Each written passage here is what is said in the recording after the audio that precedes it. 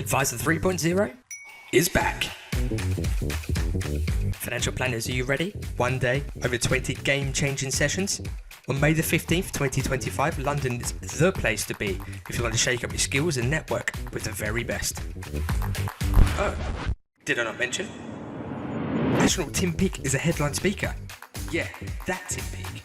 So get your tickets now at advisor3.0.co. Don't just stay in the game, lead it.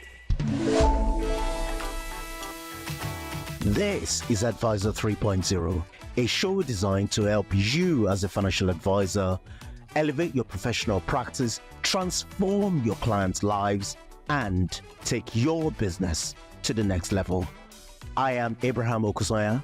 Welcome to the show.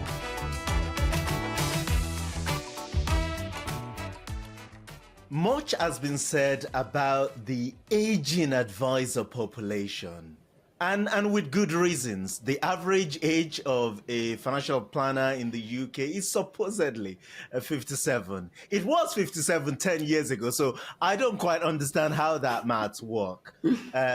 Thankfully, my guest today single-handedly drags the average age of the financial advisor down by a couple of decades. Emmelia Powell is a rising star in the profession, a financial planner and director at Premier World Solutions, a sports professional, and just to prove she's the real deal, the recipient of the prestigious Paul Etheridge Financial Planning Future Leaders Award. Emmelia, welcome to the show. Oh, thanks for having me on. I've been looking forward to it. It's great to have you on, and as we were saying before we went live, this is our first time of meeting. It's great to finally put a face to the star, to the name. And I threw the compliment straight back at you and said, it is a pleasure to be able to meet somebody who has triumphed in the industry just as well as you have. So likewise. You're very kind. So let's dive in. Give us a sense of the journey that brought you into the business. Yeah, so let's just coin the phrase for every financial advisor that we fell into the industry and make it sound very casual. But my story started professionally as an apprenticeship for a leading UK bank. I fell pregnant quite young and went back after my maternity leave, fell pregnant again and went back after my maternity leave, and then fell pregnant and thought, third time, I'm not sure how much sympathy I'm going to get. And I think they would have been fine, but it was quite a pivotal moment. The stars all aligned for both myself and my mum. And without much engineering, I volunteered at a time that she was starting up by herself, which was a massive leap of faith for her, to do some admin. And I thought that would give me a bit of flexibility, some independence to earn some money and to have young children. And after doing 3 back-to-back maternity leaves, tell you what, my brain was scrambled and I thought I really need some purpose in my life. I need something other than soft play and coffee dates. And my drive for curiosity persists because I couldn't just do admin. And I thought I'm going to do some professional qualifications. I feel like I need to understand this to a greater depth to support my mum in my role that we kind of just created. And to be honest, I started walking and then I was sprinting and next minute I'm here and you're introducing me as a rising star. So it was within a flash, I quickly found that it was a great industry to be a part of. I really liked the service. I really liked helping people. And yeah, it was just, I suppose, meant to be. It's incredible. I didn't realize. It's never come up. You have 3 kids. I have 3 as well, and I can barely spell my name after spending time with them. So I know how much. How much of you that takes, and to be able to build a business and a career alongside that, it's incredible.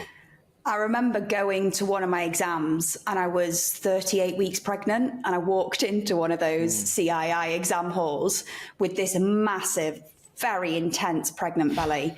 And all the examiners looking at me like, I don't think we've got insurance for this. And I had to sit for like 2.5 hours.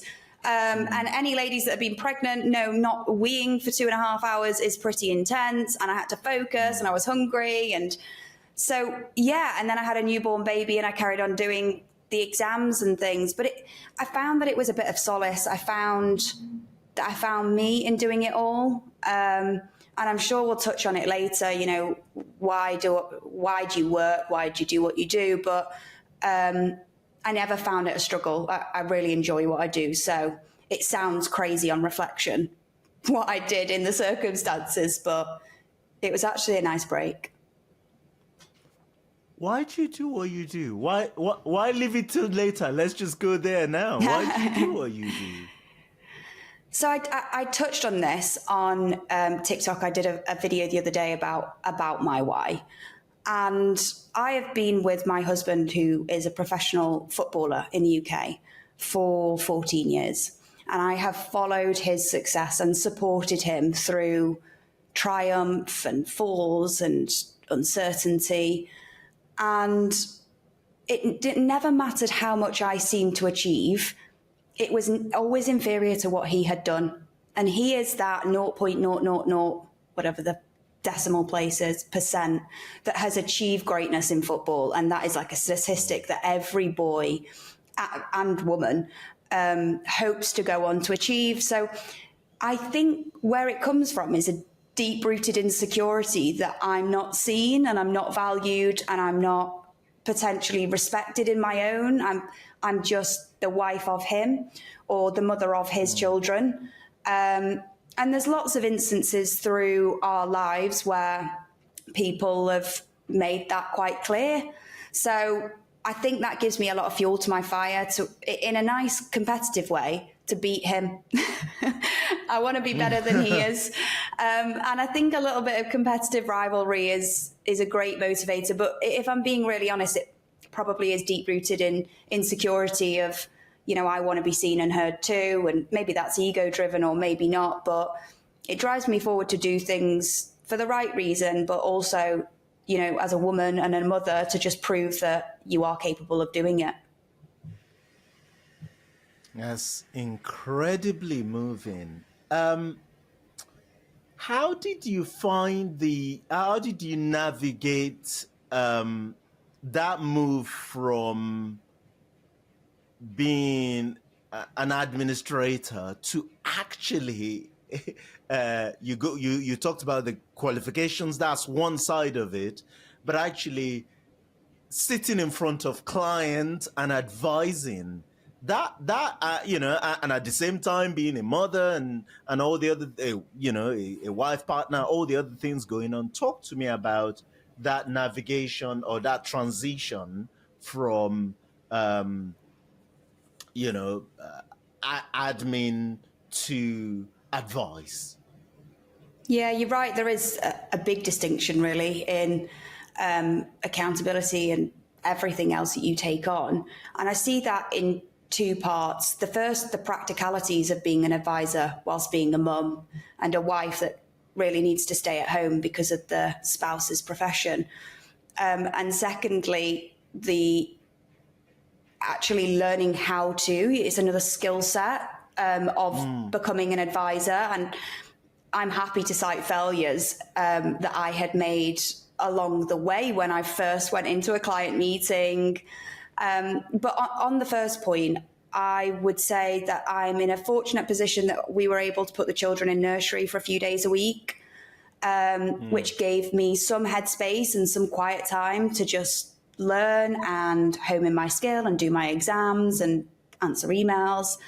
But other than that, I do work relentlessly. You know, it's probably a bit of a downfall that there is no time that I'm not working. Sunday morning at 6:30, I'll get a few hours in and then I'll do it again Sunday night. And I wake up every day very early to get the hours in.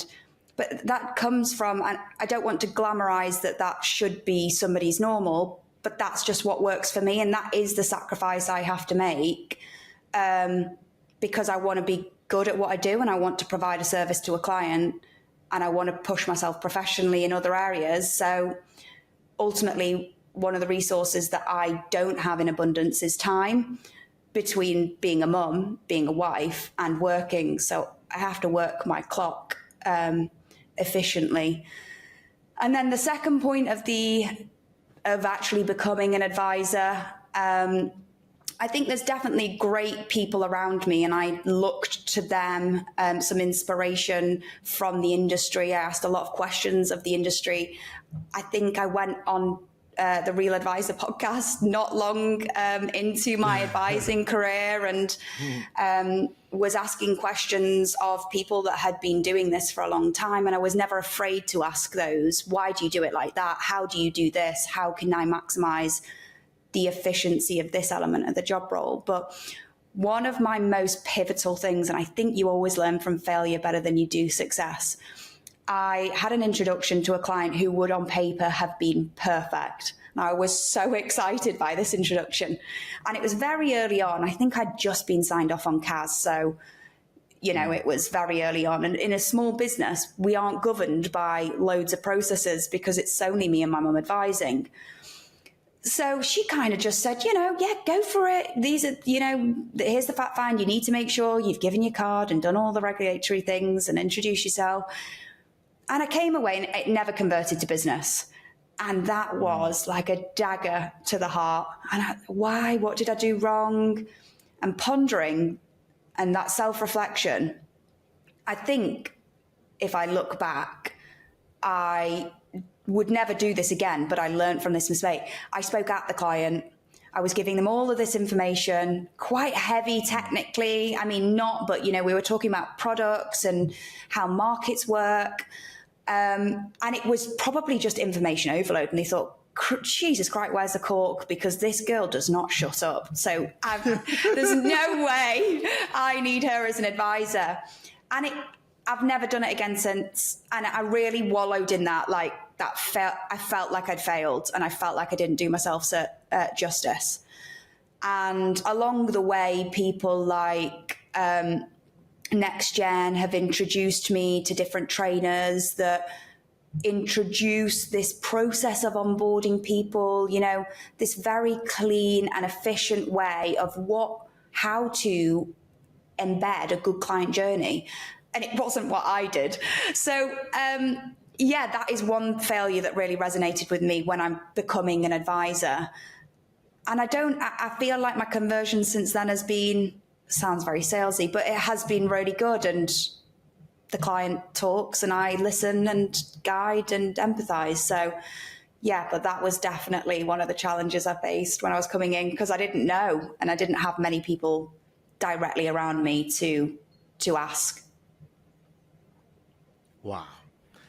Thank you for that transparency, vulnerability, sharing your own,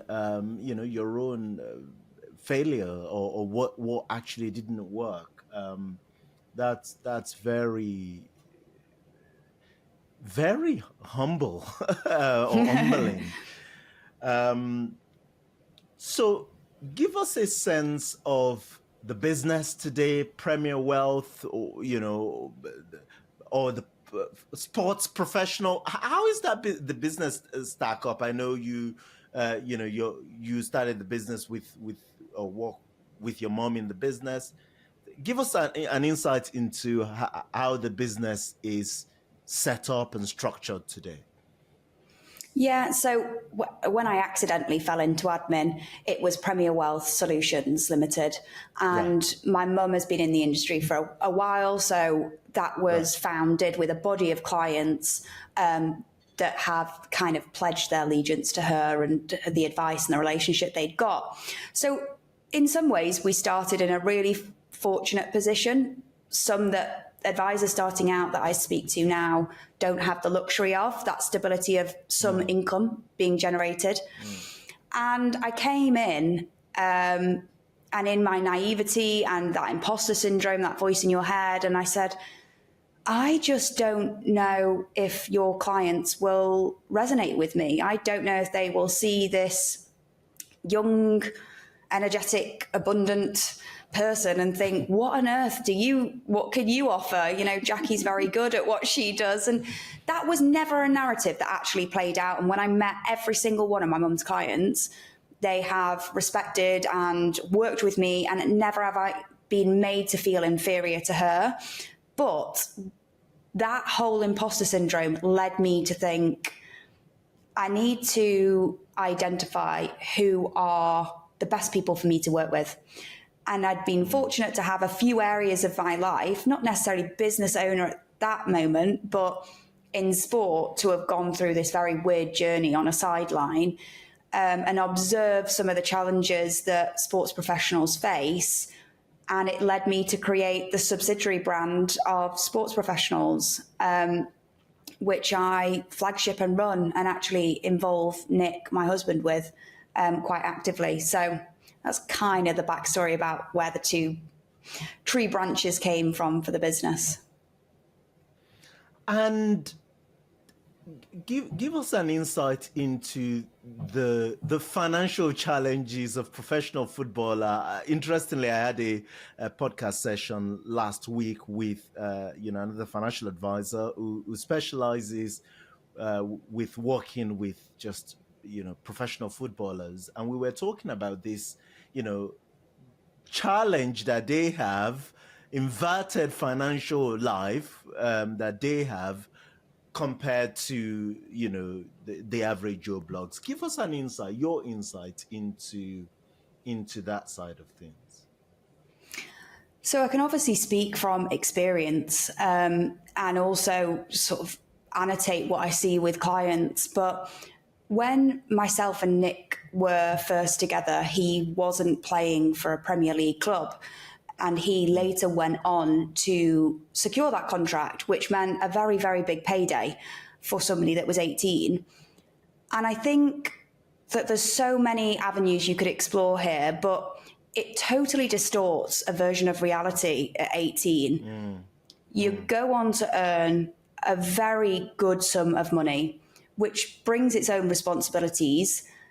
And that is definitely a vulnerability of earning money young, is that you do have to have some worldly knowledge. Some of the mistakes I see footballers make are just from naivety, and it's not necessarily, you couldn't finger point at them for making these mistakes, like home insurance things, or just being vulnerable in areas that buying cars and equity being rolled over. And so there is a vulnerability of earning young.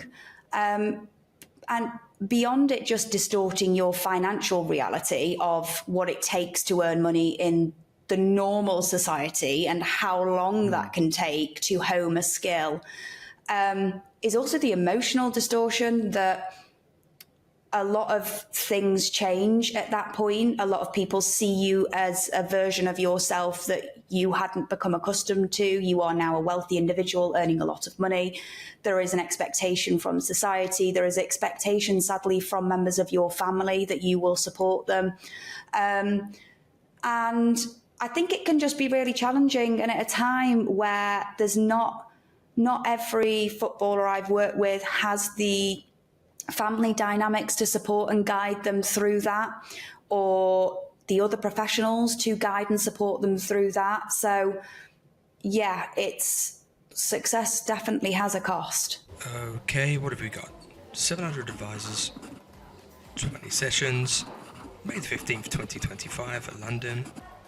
After party, very important. What am I missing?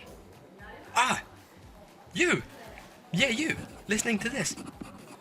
Advisor 3.0 tickets are selling very, very fast. Be sure you get yours. You don't want to miss out. All information can be found out at advisor3.0.co. See you there. With working with you've obviously gone through this experience yourself, so it makes it a lot more impactful and authentic for you to then be working with clients. How do you actually help them to realize that you have this big payday, as you referred to, this professional career. I think something like Patrick Foley, who was the financial advisor I'm referring to, he said something along the lines of professional footballers earn 90% of their lifetime earnings they happens before the age of 30, maybe even 25. So how do you get them? And as you alluded to, they've got all these, pressure around them, family, social expectations, spotlight. How do you actually get them to engage with the planning process to, with the realization that actually this blessing you've been given, this money that you have now, has to last you for a very, very long time? Yeah, and that's been one of the biggest challenges, actually, that sadly I can throw a lifeboat out into sea and some people just don't want saving or don't understand. And because you've got this really short trajectory, if they aren't willing to listen and look at what the realities are if you don't do something, it's hard for me to convince them otherwise. So a lot of the time, the people that I am working with are actively, they know that security in football is second to none. The average age of a footballer retiring most definitely isn't 30 anymore, with the pressures of how many fixtures they've got and things. So all I speak to clients about is what you've got in this contract, whether that's 2 years, 3 years, 4 years, 5 years. You have only got that security. And a lot of the time I will spend time with them understanding what money means to them. So why do you need to spend in the way you do? Who makes you think you need these things in your life? Or, what has encouraged you to inflate your lifestyle to a certain degree? I actually find one of the most powerful tools to use is cash flow and putting the numbers in front of them. And I don't really need to say much more other than this is what you're earning and this is how long you're projected to live. How are you filling this gap? How are you going to sustain this lifestyle? And one of the analogies that I actually had experienced and see others experience is I never want to hand my Range Rover keys back. And that just sounds so privileged, but it's a lifestyle you become accustomed to. Nice cars, nice luxuries, holidays, private schools, all committed to on the basis of a wage that hasn't been planned forward. So it's definitely an education piece. I definitely think it's spending time with the people that genuinely want the help. And for those that don't know they need the help, I do a lot on Instagram and other social media platforms where I try and give nuggets and little realities of what retirement savings should look like, or what it takes to produce an income of £10,000 per month, let's say. Where are the vulnerabilities in a financial plan, not having protection or not having an emergency fund, and what should that emergency fund look like?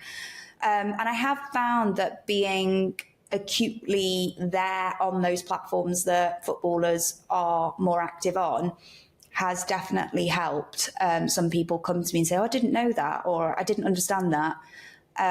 So that, I would say that's probably one of the hardest things, is just realizing that not everybody understands the importance. And if you think back at 18, how much convincing would it have taken you to want to engage in financial advice?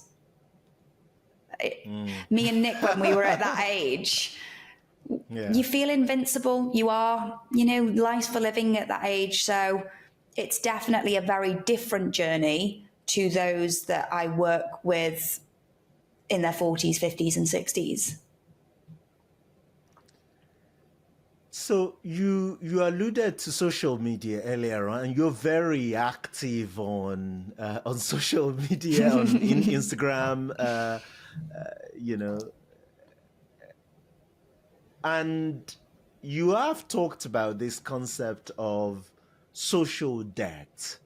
What do you mean by that, and why is that important? So I can't remember where I'd originally heard the phrase social debt, or whether it was quite used in the context that I had talked about it on social media. But when I heard of it, I thought that rang true so much for my audience and a personal experience that me and Nick had gone through. And social debt is essentially where a player or somebody successful, an entrepreneur, a footballer, has come from working class beginnings, humble beginnings, maybe single parent families, never necessarily gone without, but never lived in a very different lane of life that they are living now. And it's that pressure financially to pay back those that supported you in getting there. And I don't directly mean, actually got me on the ladder to football, but all of those that are around you in your circle start to see you in a very different light, as I touched on before. And the social debt is you paying back something you think you owe to others. And what that creates is a lifestyle that not only your lifestyle is dependent on your income, but also funding a lifestyle for other people. And with very little certainty or guarantees of your own future cash flow. So it's quite, I would say, from a financial perspective, it's very challenging to continue that over the long term. And from an emotional perspective, it goes in with good intention, but at some point, for a lot of footballers, it isn't sustainable. It isn't sustainable to be paying for a family member's house or a connected party's car, or all of those nice gestures that you did that you didn't realise came with long-term implications. At some point, you've got to navigate that conversation to say, I can no longer do that. And I think that's worse. And we have personally been in that situation where we've helped people out and then had to have the conversation and say, for me to continue doing that will take something away from my children, or will take something away from my later life. And you feel incredibly selfish, but it was never your responsibility in the first place. So I think social debt as a concept for anybody that has gone through success, particularly earlier on, or maybe grown to heights that people in their immediate circle haven't, will feel a sense of obligation to financially support those people. And that is the challenge, really. And does it even, like the individual, you're doing these things to pay back the debt that you think you owe, maybe that you do owe. we can argue whether that is the right way to pay it back. But does it even help the relationship? Does it do more harm than good, is my question. Yeah, and I think that's the beauty of foresight, isn't it? That's the beauty of knowing what happens in the end, because for some footballers, they go on to have huge success and do create financial stability of millions of millions, and never maybe need to recall on that gift that they give.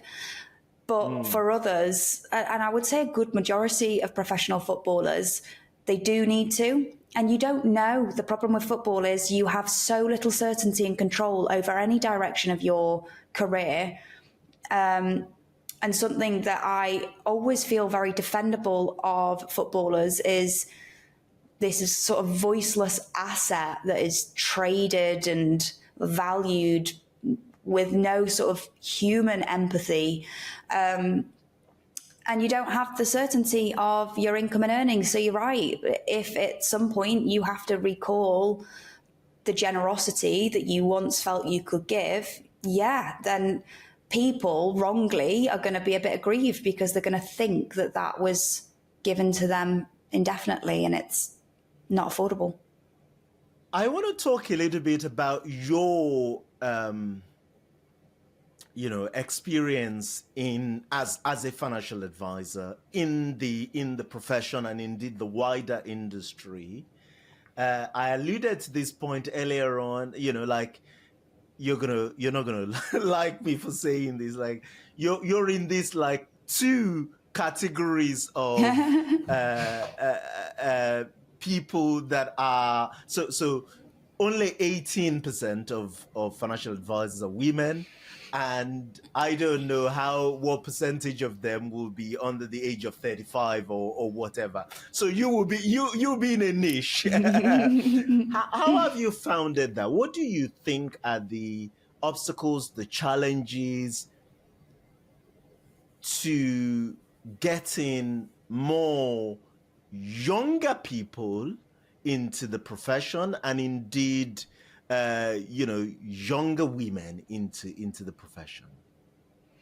Yeah, and I do advocate the profession for females, and as a firm, without trying to deliberately discriminate, we have hired two ladies with no financial services background, and they now embody our team. So we're not on an all-female team. We outsource to lots of different people, but predominantly on an employed basis, we are 4 females, which is great to, actually do something about addressing the fact that there's less women in the industry. And I think qualities of a woman, which I'd spoken about online in an article, really, really lend themselves to this job. It's so much about the emotion of people. Money does as it's told. It will do what we say it should do. It will owe us what it will owe us to a degree. But people aren't. People are complicated. They can have so many varying challenges in their own personal life, and to get the best out of an outcome for somebody, it's knowing all of that and having the curiosity to ask those things. And all the women around me are curious. We like understanding each other, and we like empathizing with each other. So I recognize that is a bit of a stereotype of females and males, so it's not meant to insult, but I genuinely think that women do have great qualities for the role. In terms of getting younger people into the profession, my experience of coming into the profession and having my mum and having this yin and yang that she'd like to say she'd wrinkled, but she's doing her best job at not wrinkling at all. But she has come with a wealth of experience, She's just incredible. She really is. And the two of us working together brings something out of the combination that we both succeed from. I am massive on driving efficiency, massive on technology, massive about taking the business to a different level and homing in on all these measures and metrics. And she's just very good at what she does, and she knows the industry very, very well. And she's efficient in her job at that. So I actually think one of the challenges coming in young is having those people around you, and not being naive enough to think that. I think it would be hard starting up. Every single day I'm ringing my mum and saying, "Is this right? Am I on the right path?" And 9 times out of 10, you've nailed it. Just keep going. Like, you don't need to ask me. But there is a complemented skill set where you work with other people. And I think one of the challenges the industry faces is houses for those younger people, those opportunities, and incentivizing the employers to see benefit in training and supporting younger people. And I'm working on the New Talent Alliance, where that is essentially the heart of what we are trying to do, is help make the access, make the pathway to advice more accessible, and house people at lots of different types of firms, rather than always an academy or always this type of advice firm. And I think until we can address that, it is hard. There is only one route to entry, and that probably won't fit everybody. So women, I think, is a slightly different issue. I think there's just a historic stereotype or a barrier to entry that's not maybe been addressed at younger ages. But in terms of the demographic being older, I think there's a few obstacles in the way for a younger advice coming in. So, back to the business, back to, Premier. We're sitting here in, I don't know, 5 years' time, however long you want to look forward to. Tell me about the business then. What is it or what is next for you as a professional and as a business? This is something I was actually intrigued to ask you at some point, so if we have time, we'll circle back. But I don't know is the answer. And with all of my operational, I've read Traction, I've read all of these books about driving efficiency and being really, really prescriptive about what you're building towards. I actually don't know. I think being good at what you say you'll do is a skill that needs to continue within the business. Do I think I want to drive out to be a very big firm with multiple advisors? I'm not sure. Do I think I would like to look further into the ecosystem of financial advice and tech and just other avenues, whether it's more public profile, advocating advice?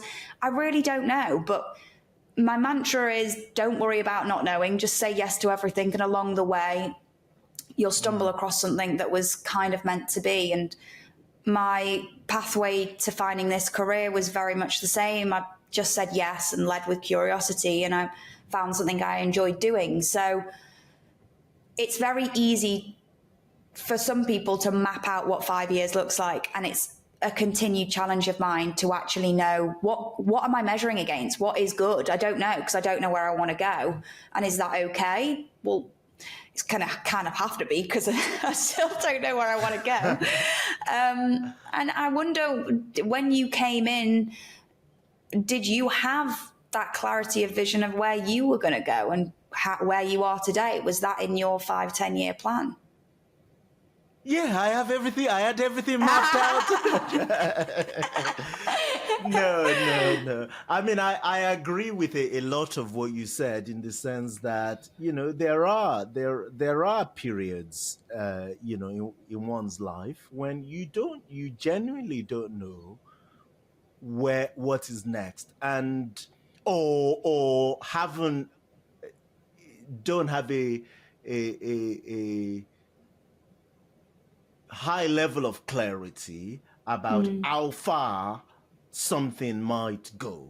And I have been, and to an extent still I am in that phase in life. So no, when I originally came into the business, I started a small consultancy called called Finalytic, and all I wanted to do at that point was put food on the table, right? I wanted the freedom to do my own thing, but also I needed that to work. I needed that to generate enough income for the family. And then once you got through that initial phase of hiring the first and the second staff member, then all of that question comes to mind as to,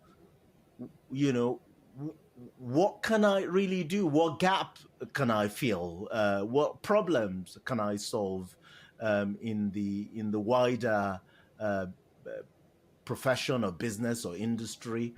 And even now, right, where the vision of what we want to accomplish is pretty clear. We've said it to our team, to others in the business. I am going back and forth on how far we can really go. You say you can get this to X place, then something says to you, can you really? Yeah. So there is this ebb and flow of clarity and what's the word? Lack of clarity. So yeah, I don't know if that helps. What I take from that is curiosity definitely got you asking questions of what next. And yeah, as long as you are still learning and growing, it sounds like you're fulfilled. But the imposter syndrome sits in us all, doesn't it? We're continually asking of ourselves, is this the right thing? Am I chasing the right metro? Am I going for the right goal? Yeah. I don't know. And I suppose I again spoke about this on socials the other day, that just accepting that failure is just part, and not knowing is okay, and just keep driving forward. Imposter syndrome will never go away. No, not at all. Yeah. I can't not ask you this as we wrap up. So, obviously, do you think of yourself as an ex-wag? Is that the phrase that they say? But when you were describing, some part of your life, and and you were talking about the work part, setting up the business, or joining the business, doing the exams, working on Sundays. This is not what the rest of us had in mind when we think of a wag or ex-wag. I mean, is it all that is? Is it all that is cracked up to be in the media, or have we got a just completely wrong concept of what that part of your life was, in the background? I mean, as long as I've been with Nick, I have either been studying A-levels in our infancy, GCSE A-levels, and then I went for an apprenticeship straight away to work, although guided, because I was meant to go and do journalism at Salford, which kind of does suit my personality because I'm chatty and inquisitive, but I was led by, let's call it love, let's be romantic. And I wanted to stay closer to home, so I went and got a job, and he was earning really good money, and I thought, I'm going to go and earn some money as well. So there goes the competitiveness again. And then through maternity leaves, I went back to work. Fortunately, there was never a pressure of income on me, but a lot of the girlfriends and wives that I meet start up some fantastic businesses. There is psychologists, there are clothing brands, there are entrepreneurs everywhere around you. And I also cite this on the female entrepreneur rise and how they are growing brands and building communities.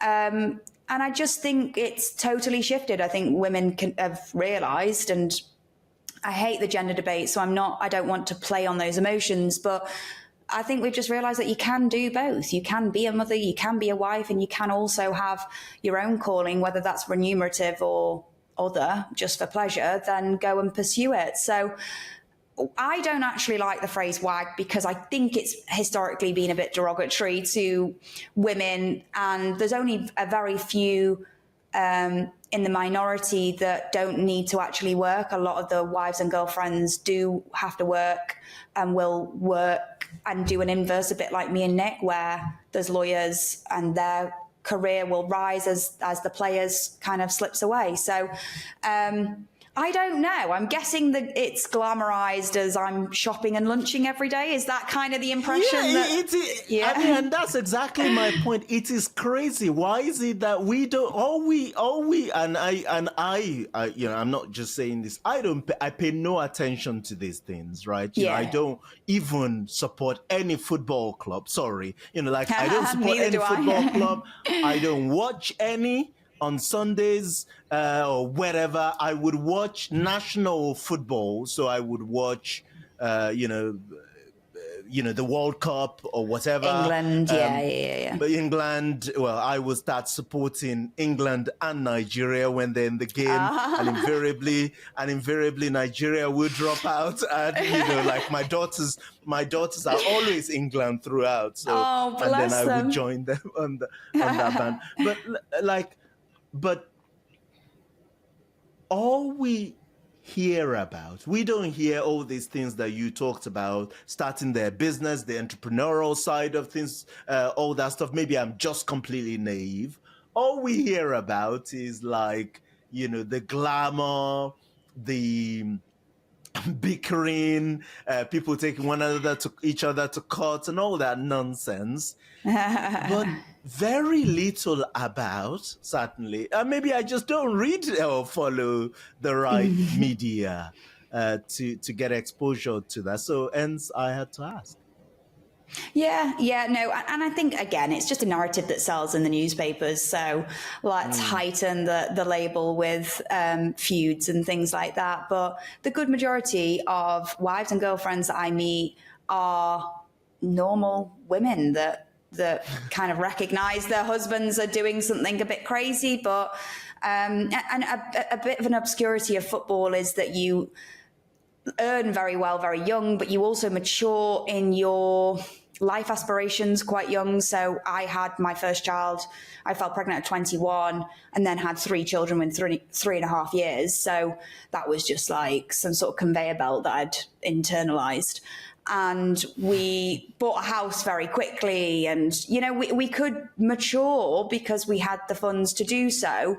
So a lot of the women, whilst the players are playing, it is very hard to hold down a job, which is why they become quite entrepreneurial, because it doesn't lend itself to a corporate world where you've got to report in, because the players...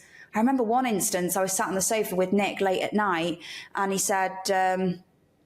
I won't mention the club because I don't know, but a Premier League club had rang and said, "We've sent a helicopter, can you come down and sign a contract?" This is at 10 o'clock at night. Like, at what point in anybody's life would that be normal? It's just not. It's crazy. And it would be, he'll text me on a Monday, I'd be going into work to work for the bank.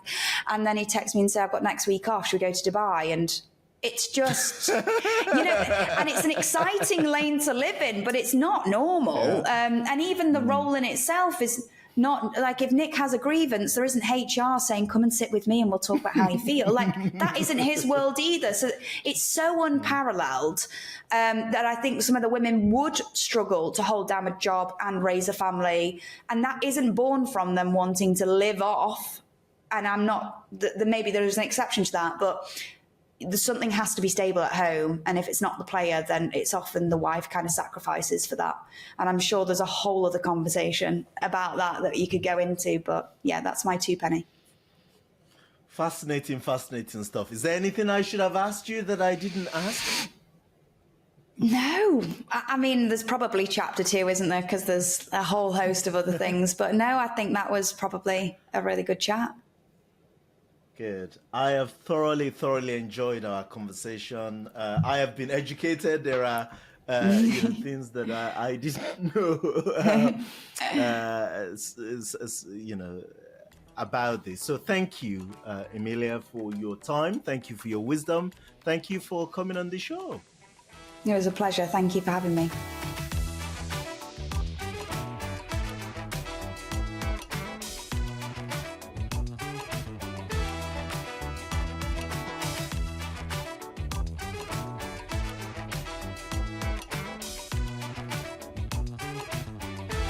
That's a wrap on today's show. Massive thanks to my production crew, especially Jake Osha, Melissa Canham, and the entire team. And of course, to our sponsor, Timeline, the market-leading provider of integrated planning technology and model portfolio service to advisors. I do hope you've enjoyed today's show. Head over to Apple Podcast and give us your review there. Until next time, goodbye. Advisor 3.0 is back. Financial planners, are you ready? One day, over 20 game-changing sessions. On May the 15th, 2025, London is the place to be if you want to shake up your skills and network with the very best. Oh, did I not mention? Astronaut Tim Peake is a headline speaker. Yeah, that Tim Peake. So get your tickets now at advisor3.0.co. Don't just stay in the game, lead it.